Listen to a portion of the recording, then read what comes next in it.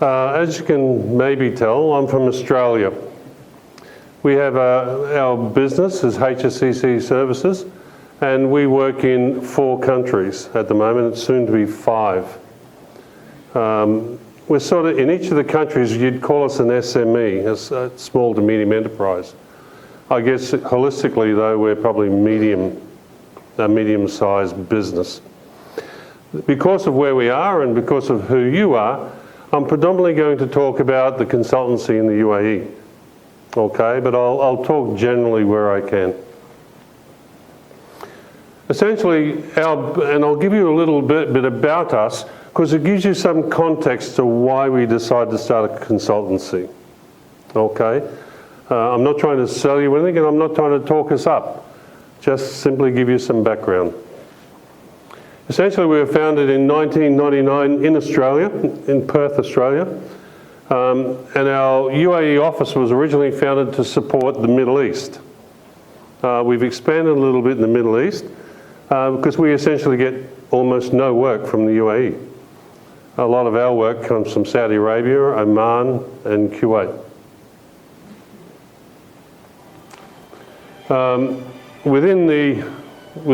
That's a pizza, isn't it? Within the Middle East, our leadership team is myself, and we've got 5 people. What's interesting about our business is we actually have some construction people, not safety people. And it's the construction people that can talk to construction people. Our international exposure is around the world. I guess you'll see this when you look at it on the web. So the purpose of the chat here is to simply give you a sense of all the good bits and all the difficult bits that we've been through in the last 20 years, or 21 years now.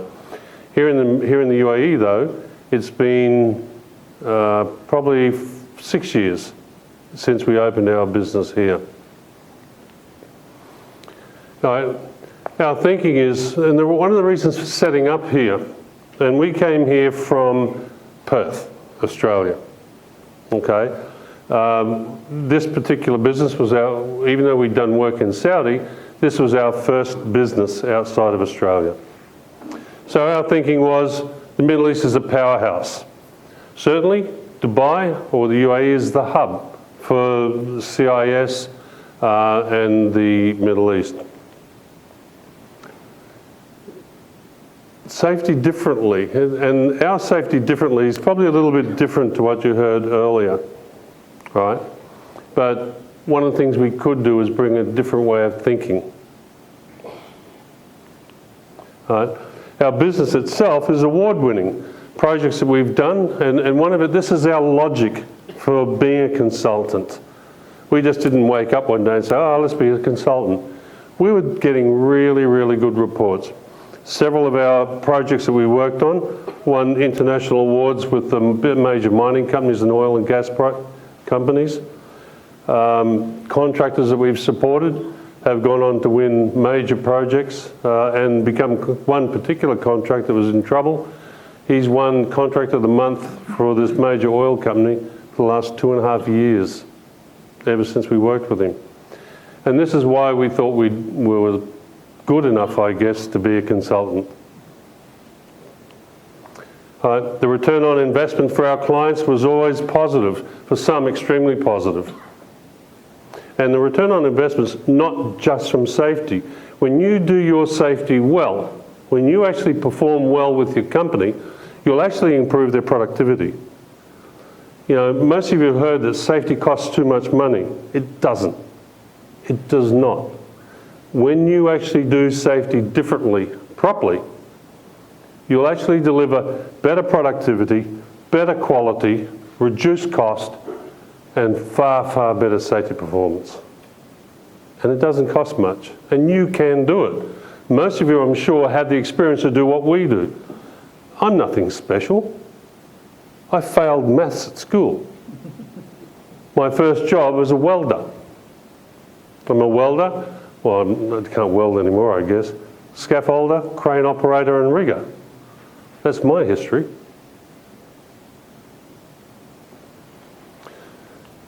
Right, and of course our past performance with these clients.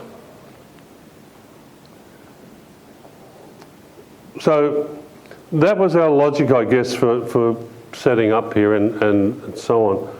Certainly in Australia, it's far, far easier. Australia was absolutely the easiest place to set up a consultancy. If you're planning to set up here in the Middle East, it's not so easy. Right? First of all, you need a sponsor or an agent. We have an agent, we're with the DED here in the UAE. You need to organise all your licences, and that in itself is problematic. There's so many different forms of the licences. You really need to know what it is you're going to do. And I guess I'm going to talk over some of the slides, repeat myself a little bit because, you know, it all blends together in some way. You know, when it comes to thinking about your licence, you need to think early. For example, we have a certain licence, but one of our staff is a global trainer for fire, right? He's internationally accredited. He's with one of the better, with JOIF, the Joint Oil Industry Firefighting Group, but we can't get a licence to do that training because there's already too many licences issued in the UAE and they're not issuing anymore. So when you think about what you want to do, just make sure the licenses you want to do are available before you start the process. It's important. The other government costs, you know, my license in Australia costs $170 a year. And that is for everything. There's no other cost. Nothing. $170 a year. My licenses here cost thousands of dollars. And there's ongoing costs. Then of course you must have a rent. In some places you can live in your house and work as a consultant and go out. But in the Middle East, you're supposed to have an office that you don't live in. You have to have a registered office. And of course there's a cost associated with that. Am I talking too quickly? Because I know there's a time constraint. And of course there's the labour laws, right? You know, and these labour laws are wonderful. And I mean that honestly. You know, you've all heard the stories about employees not getting paid and employees not getting the gratuity and being forced to sign paper to get the passports back. You know, the laws are changing, but all of it costs you money. And you need to plan for it. You must plan for it. Then of course you've got all of your company expenses in setting up, getting the paper, your mode of transport, any brochures or any other things that you need to buy or whatever. So setting up a consultancy is not that cheap. You know, out of all of my businesses, Dubai was the most difficult one from a financial perspective. In our case, we treat each one differently. Dubai must stand on its own legs. And Perth must stand on its own legs, and they don't share. Well, they share everything except money. So some of the basic issues we had is, as I said earlier, is the market capacity. There is an incredible amount of HSE consultants or safety companies that do things that probably outside of their current license, but they go in and do it anyway, right? So you're competing against so many.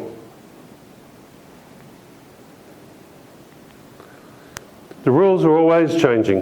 You know, the business rules are changing. I think every couple of weeks there's a new law or some change that might occur, okay? It's very competitive. In our particular case, we're not expensive. We might be predominantly English-speaking European people, but our rates are not what you would expect. But we still have trouble competing. There's client expectations. It's about they say they want you to come and do this, but in many cases they just want the piece of paper. And in many cases, the people that are competing for the work that you want to do are happy to give out the paper and nothing else. All right? You know, and that certainly is not the case across the board. There's many fantastic companies, there's many great consultancies doing the right thing. But at the end of the day, whichever market you're going into, this is the sort of things that you will run into, and it will affect your ability to perform. It's about opening doors. Like in my case, I thought, look at our history. Look at all these fantastic things we do. But because we didn't know anyone, we had difficulty getting people to listen to us.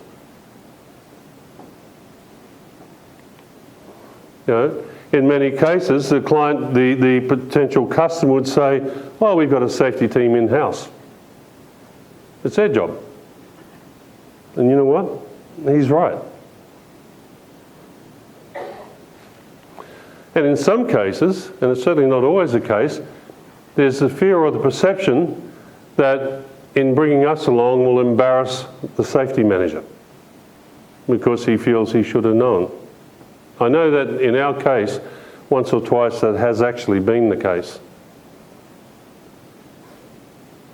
So when you actually go to talk to someone about work, you'll normally be told to go and talk to the safety manager, and depending on who it is and which business it is, the safety manager might not want to hear what you have to say. And of course, one of the issues for us is the return on our investment. Right? It does cost, when you think about it, it costs a lot of money over time. So you've got to find that balance. In our particular case, my wife loves Dubai. So we're in Dubai, and we're going to stay in Dubai, no matter what happens. Okay? So the other businesses support me, and this is what we do. So we've learned some lessons along the way. Do your research. You know, you've heard me talk here about some of the issues that we're confronted with. And I want to reiterate, this is what I'm talking about here is the UAE. In Australia, it's different. Absolutely different. Australia is like knock on the door and they listen to you and they think, well, that's a great idea, and you pick up work. So if you're looking at setting up outside of the UAE, just watch these lessons. Think about the things I'm saying now. Satisfy yourself that the issues that I've talked about here may or may not happen. So do your research. Understand whether or not you've got a market. Understand what your threats are. Do a threat analysis. What are your threats in starting this business? Make your contacts before you start your business.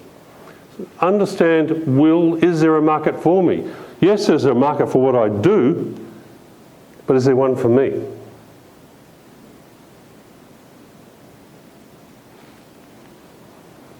Gain commitments. Gain, you know, maybe not a signature on a piece of paper, but gain a confidence that if we do this, we can start off. Be flexible. I got to tell you, UAE has changed the way we do business everywhere, because we have learnt some fantastic lessons here. You know, we've changed what it is we deliver. We've modified the content of some of the things that we specialise in, just simply based on what we've learnt trying to do business here. Make sure you make the connections, and it's timing. When we set up here in the UAE, it was a disastrous time in business, like the last couple of years. There just wasn't a lot of work. The last 4 months have just been an explosion of work. And be prepared for the lean times. And there will be lean times. Be really careful. You know, look at the size of your team or the people you have working around. Understand how you work with others. In our particular case, we actually work with some of the world's best in what they do. At the moment in Saudi Arabia, I've got a guy that used to be the head of safety for Al Hosn Gas. I've got Clive Lloyd, who most of you probably know from Care Factor or Gist Consulting. Right? Like I said, the people I work with are some of the best minds in the business. But we have a relationship where we work together and then we don't. So when things are lean, they're not a burden. And we're not a burden on each other. So look at how you set your business up. Otherwise, it's this. And we've had this. We've had this. I've had one particular year, I lost about $600,000. Why? There was no work. And the clients, the people who you think really need you, and you know they really need you, don't want to spend the money. Safety seems to be one of the things they're happy to put down quickly. Forgetting the fact that doing it safely will reduce your costs. But people don't know that. And you actually have to show them it will. Right? So where we are now, we're much smarter. When you go into your business, always learn. I'm always asking my people, you missed the job, why did you miss it? When they go to bid a job, I actually get them to do a threat analysis on what could stop them winning this job. Right? We're much, much smarter as a result. We're far more diverse. The scope of our scope offerings here now is probably double what we used to do, and we've dropped some things that were once our core.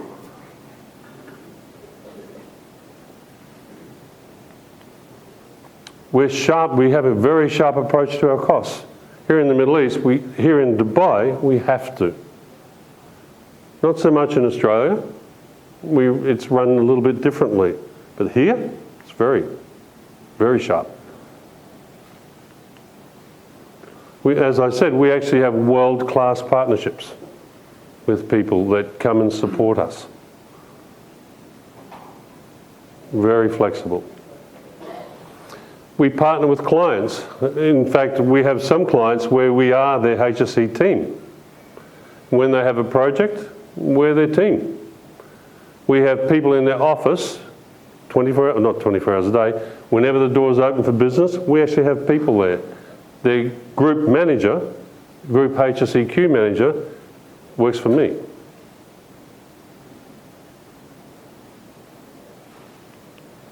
Right? And we have major contracts, particularly in Saudi and Oman. So essentially, it's not all bad. You've heard me sit here and talk, all these negative things, but truthfully, it's fantastic.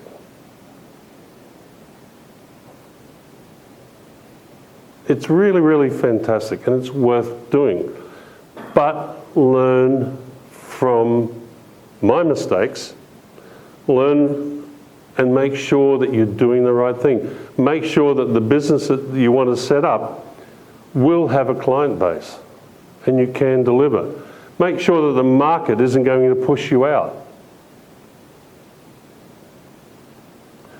Seriously, some of the charges that we missed a job in Abu Dhabi, and it was strictly had to follow the laws and regulations and the standards of Abu Dhabi.